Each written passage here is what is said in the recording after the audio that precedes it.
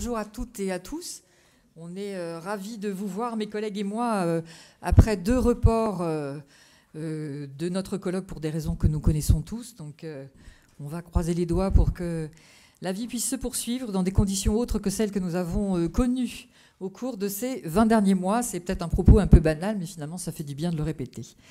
Je remercie nos intervenants et intervenantes, bien sûr, qui vont, tout au long de nos échanges au cours de ces 2 jours à venir, tenir des propos, intervenir sur l'enfant dans le conflit de couple et aussi demain sur un propos peut-être plus pénaliste. Alors, une information préalable, Adrien Taquet devait être là à 9h30. Je ne dis pas que je prends sa place, bien sûr que non. Il est retenu de toute façon à Bruxelles. Et oui, dommage, bien sûr, mais il sera là, donc je rassure tout le monde. Il sera là demain à 16h et il viendra effectivement partager un temps avec nous. Alors nous évoquerons donc ce jour l'enfant en danger dans les séparations parentales. Demain, on fera un focus sur la réforme de la justice pénale des mineurs. Et nous accueillerons à ce titre d'ailleurs Madame Charlotte Cobel, qui est directrice de la protection judiciaire de la jeunesse. Alors le choix de ces 2 thèmes procède bien évidemment d'un constat partagé. Celui d'aujourd'hui donc concerne effectivement l'enfant au cœur des séparations parentales et du conflit. Un premier constat, c'est que les séparations parentales concernent un nombre croissant de familles, c'est presque un vain mot de le dire. Un couple sur 3 se sépare, avec dans la moitié des cas un enfant à charge. Près de 350 000 couples se séparent et donc 315 000 enfants sont concernés par la séparation de leurs parents. C'est vous dire que, effectivement, si c'est un événement de société ou un élément du fonctionnement de notre société, c'est un événement effectivement majeur.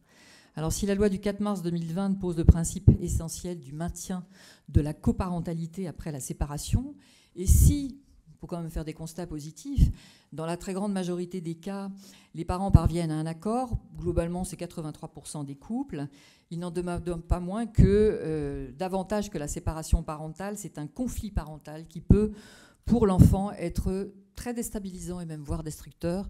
Les situations conflictuelles restent donc quand même très nombreuses, 65% de l'activité des tribunaux judiciaires. Bien sûr, toute séparation n'est pas conflictuelle, mais ça je l'ai déjà suggéré. Et en certaines circonstances aussi, il faut pouvoir dire que la séparation peut être salvatrice pour l'enfant, notamment lorsqu'un parent est violent. Et si les enfants peuvent être en situation de risque, c'est bien souvent parce que le conflit des parents s'est aggravé au point de capter toute leur attention et de les éloigner de ce qui s'appelle la nécessaire protection qu'ils doivent à l'enfant. Donc des conséquences pour l'enfant qui sont largement délétères en termes de bien-être, on les connaît tous ici autant que nous sommes des professionnels, en regard de sa santé, de sa construction psycho-affective, de sa scolarité, de la sphère relationnelle qui est la sienne, le maintien de ses relations avec chacun de ses parents, ce maintien étant d'ailleurs expressément prévu par la Convention internationale des droits de l'enfant, la prise en compte matérielle de ses besoins. La séparation parentale génère souvent une incidence en termes de niveau de vie. C'est aussi un constat que l'on fait dans le cadre de nos pratiques. Et ces situations mobilisent de nombreux intervenants d'ordre divers, de compétences très variées. On peut citer les PMI qui peuvent être amenés à soutenir la parentalité au cours de la petite enfance, les médiateurs, les conseillers conjugaux, les médecins, les psychologues, les enseignants et évidemment, on ne va pas s'oublier, les juges d'affaires familiales, juges des enfants. Je vais citer aussi les juges des tutelles, même si ce ne sera pas notre propos d'aujourd'hui. Dans leur sillage, les enquêteurs, les éducateurs, bref, un nombre de personnes aux compétences extrêmement variées qui devraient en principe travailler dans la transversalité. On aura peut-être l'occasion de revenir également sur ce propos parce qu'il n'est pas toujours très facile de la générer et de le respecter, cet axiome.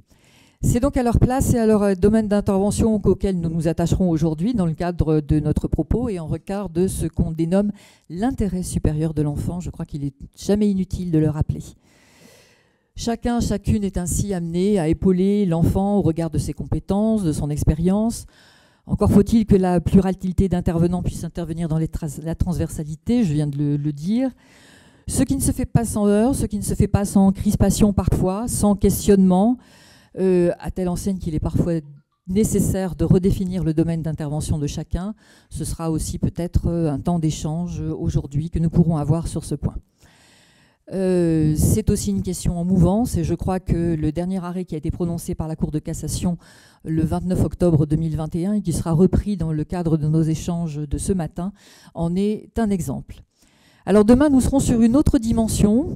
Ce sera le Code de justice pénale des mineurs qui a fait beaucoup couler d'encre jusqu'à son élaboration et qui aujourd'hui en fait encore déjà beaucoup couler depuis qu'il est en vigueur, donc depuis près de 2 mois. C'est un vrai tournant historique, un bouleversement législatif qui questionne chaque jour nos pratiques, les échanges que nous pouvons avoir, en tout cas nous magistrats sur Forum Enfants, et puis tout autant que vous êtes sur vos propres forums de chat, comme on dit, en témoignent très certainement. Alors la FMJF a soutenu depuis de nombreuses années le projet d'une nécessaire réforme en la matière. Dès 2010, la FMJF a proposé la création d'une nouvelle procédure de jugement centrée sur le mineur. Aujourd'hui, le CJPM consacre la restauration de la continuité de l'intervention du juge habituel du mineur, qui avait été restreinte par les décisions du Conseil constitutionnel, et la logique d'audiencement aussi centrée sur le parcours du mineur. Moyennant quoi, les interrogations restent nombreuses. Le CJPM porte en lui-même un certain nombre de dérives, je vais dire, potentielles, en l'absence de garde-fous peut-être encore insuffisant à ce jour. Le mécanisme, pour ne citer que certains d'entre eux, le mécanisme de l'audience unique n'est peut-être pas assez encadré. La présomption de non-discernement des mineurs de moins de 13 ans pourrait être envisagée sous l'angle d'une expertise psychologique.